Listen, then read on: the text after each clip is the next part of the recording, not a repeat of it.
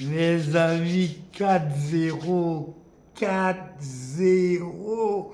Le FC Barcelone, oui, vous avez bien entendu, le FC Barcelone a infligé un 4-0 à l'équipe de Retafe. Nous allons parler de tout ça ensemble. Jingle. Salut à tous, bienvenue dans cette nouvelle vidéo. Vous êtes bien sur le Carré Foot. Le FC Barcelone a infligé un 4-0 à Retafe, ce qui n'était pas arrivé, mes amis, depuis très longtemps. Ça fait plaisir, ça fait énormément plaisir. Non seulement on a pris les 3 points, mais aussi, surtout, on a gagné avec de la manière. Les joueurs ont été bons, le football était plaisant à regarder, ça faisait vraiment très longtemps. Nous, les supporters du FC Barcelone, on n'a pas connu une soirée, on n'a pas connu un début de soirée avec autant de plaisir à regarder un match. Joao Félix a marqué, Firmin Lopez a marqué, De Jong a marqué, bref, tout le monde a marqué, quoi.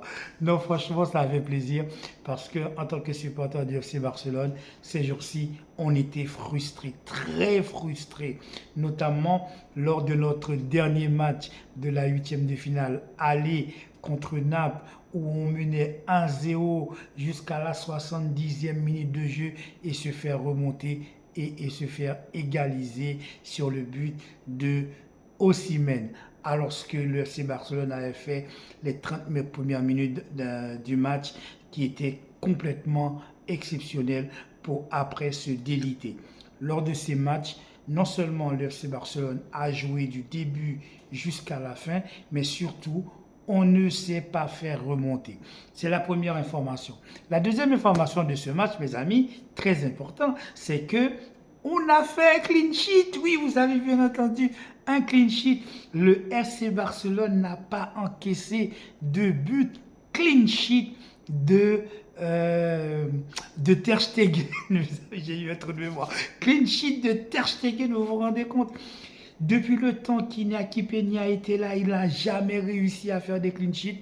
Alors que Ter Stegen est revenu, au bout de 3-4 matchs, ça y est, boum, clean sheet. En tout cas, félicitations au FC Barcelone. On ne va pas se mentir, Retafe non plus, ce n'est pas le Real Madrid, ce n'est même pas Atlético Madrid. Donc, effectivement, cette victoire, c'est à prendre quand même avec des pincettes et surtout à se relativiser. Ce n'est pas non plus comme si on avait gagné contre une énorme équipe 4-0. Mais cette victoire va nous donner du baume au cœur. Cette victoire va nous donner de la force mentale. Cette victoire surtout va nous permettre de nous dire oui, nous sommes capables de gagner 1-0, 2-0, 3-0 et même 4-0. Pour ce faire, il faut effectivement qu'on continue à jouer un football qui consiste à non seulement marquer un but, mais aussi essayer de marquer un deuxième, un troisième et un quatrième, c'est-à-dire de marquer autant de buts qu'il est possible de marquer et non pas après avoir marqué un but, et bien ça y est, on s'assoit sur ses lauriers, on se tourne les pouces, on fait une passe à 10, on attend que les minutes se passent, alors que l'équipe adverse essaie d'égaliser et même de nous gagner. Et bien cette fois-ci, on a marqué un but, on a marqué un deuxième, on a marqué un troisième, on a marqué un quatrième et l'ensemble des joueurs ont été bons. C'est là qu'on voit. Lorsqu'un joueur, par exemple, comme Rafinha, il a marqué un but, c'est vrai, mais il en a raté plusieurs derrière. On ne va pas lui en vouloir parce qu'il en a quand même mis un. Si l'équipe avait mal joué, peut-être qu'on aurait eu une seule occasion ou deux. Donc, à partir de ce moment-là, il est important de se créer des occasions. Or, on voit, c'est quand on crée des occasions qu'on a plus de chances d'en mettre un ou deux ou trois ou quatre buts. Parce que plus vous allez multiplier les occasions, plus vous allez multiplier la chance d'en mettre. Si vous ne produisez pas d'occasion, vous ne pouvez pas produire de but. Parce qu'il n'y a pas de but sans occasion. Il faut d'abord provoquer pressés pour avoir des buts. Et c'est ce que le FC Barcelone a fait hier. Quel joli football, quel beau football. C'est ça que nous demandons aux joueurs. Qu'on perde un match contre une grande équipe, etc., un grand Real, en ayant bien joué, etc., tout cela, nous, les supporters du FC Barcelone, nous les acceptons. Ce que nous n'acceptons pas, surtout, c'est de se faire battre par des équipes qui sont moins fortes que nous, par des équipes qui sont moins bien classées que nous. Et non seulement on perd contre ces équipes-là, mais aussi et surtout, on perd en ayant très mal joué. Donc, c'est cela qui porte préjudice au club, c'est cela qui porte préjudice à l'équipe du FC Barcelone et qui fait que depuis des années, en fait maintenant, on n'arrive plus à avancer dans la Ligue des Champions. Parce qu'on sait très bien, lorsqu'on joue la Ligue des Champions, à chaque fois qu'on commet une erreur, à chaque fois qu'on commet une faute, à chaque fois qu'on ne tue pas l'adversaire, eh bien, c'est l'adversaire qui vous tue. On le sait très bien. Cette fois-ci, si nous voulons aller plus loin en Ligue des Champions, lors du match retour sur notre terrain à Montjuic, il va falloir jouer le même type de football que nous avons joué contre Retafe, en ayant, s'il vous plaît, beaucoup d'occasions et en espérer en mettre une, deux, voire trois occasions. Cette fois-ci, mes amis, Christensen a fait une passe décisive. C'est vous dire dans quelles conditions, dans quelle situation se trouvait le FC Barcelone. Ça fait plaisir, ça fait longtemps que le FC Barcelone n'avait pas marqué autant de buts. Ça fait longtemps que le FC Barcelone n'avait pas gagné un match avec autant d'écart. Donc je suis très content. Félicitations à notre équipe, félicitations à Xavi. Quand il fait les choses pas bien, on le critique, mais quand il gagne un match avec de la manière, il faut avoir les cojones, la gentillesse intellectuelle, l'honnêteté intellectuelle de dire bravo à Xavi, bravo à toute l'équipe, bravo au FC Barcelone pour cette victoire. Mes amis, nous allons parler maintenant de Kylian Mbappé. Mais qu'est-ce que Kylian Mbappé fait à Barcelone, mes amis, au lieu d'être à Real Madrid? Est-ce que Kylian Mbappé est en train de brouiller les pistes? Parce que nous savons tous que Kylian Mbappé ne veut pas aller au FC Barcelone.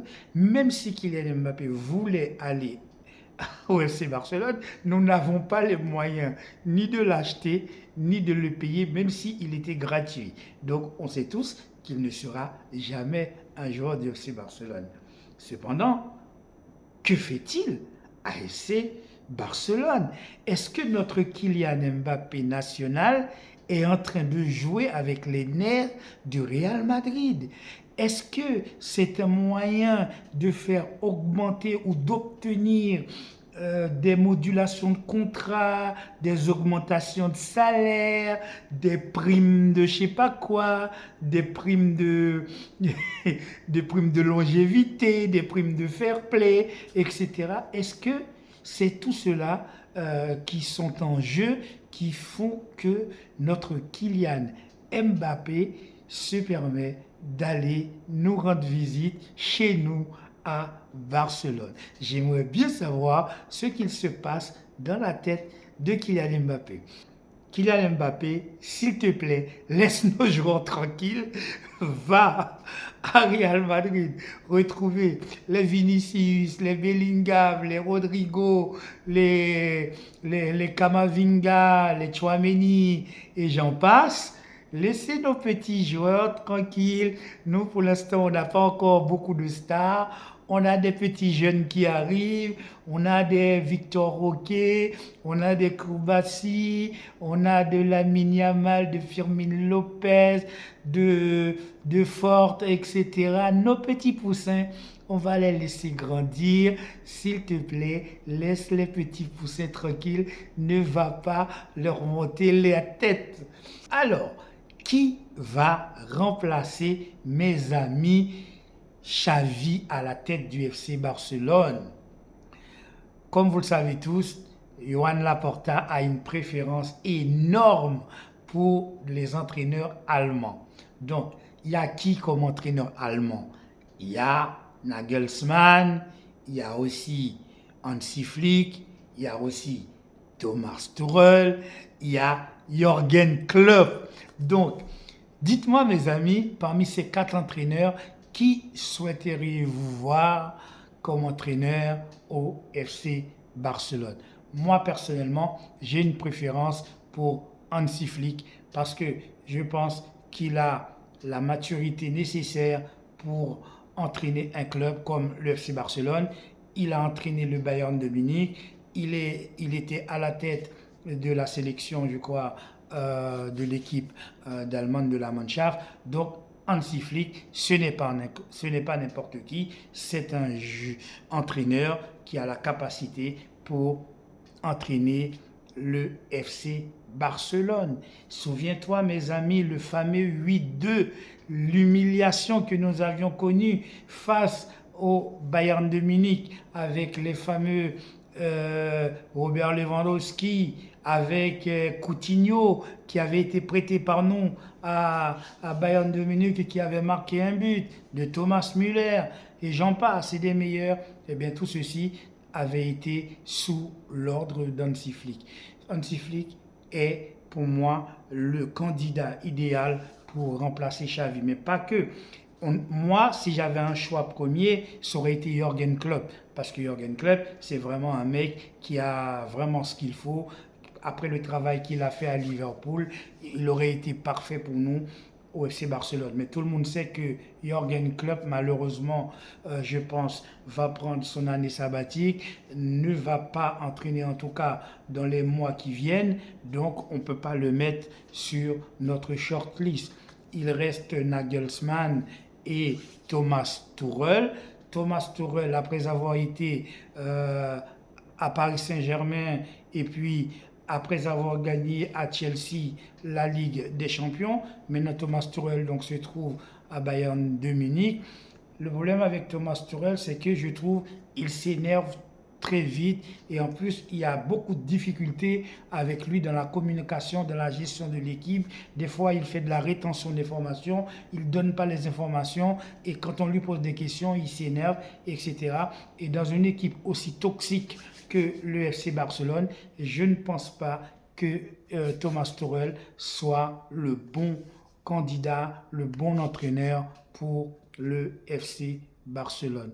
Nagelsmann peut être aussi un très bon entraîneur, même si Nagelsmann a été viré comme un malpropre la fois dernière, il faut reconnaître quand même, c'est quand même un grand entraîneur. Il est jeune, c'est vrai, mais c'est un grand entraîneur. Il a ce qu'il faut aussi pour pouvoir entraîner le FC Barcelone. Mais dans l'ensemble de ces entraîneurs allemands, ma priorité va à Hansi Flick. Voilà, c'est tout pour aujourd'hui. N'oubliez pas de liker, de commenter et toujours pareil d'activer la petite cloche de notification pour avoir l'ensemble de mes vidéos. Tout ça dans le sourire. Prenez soin de votre famille, de vos amis. Soyez gentils, soyez sages, pas de bêtises. Et puis, je vous dis à très bientôt.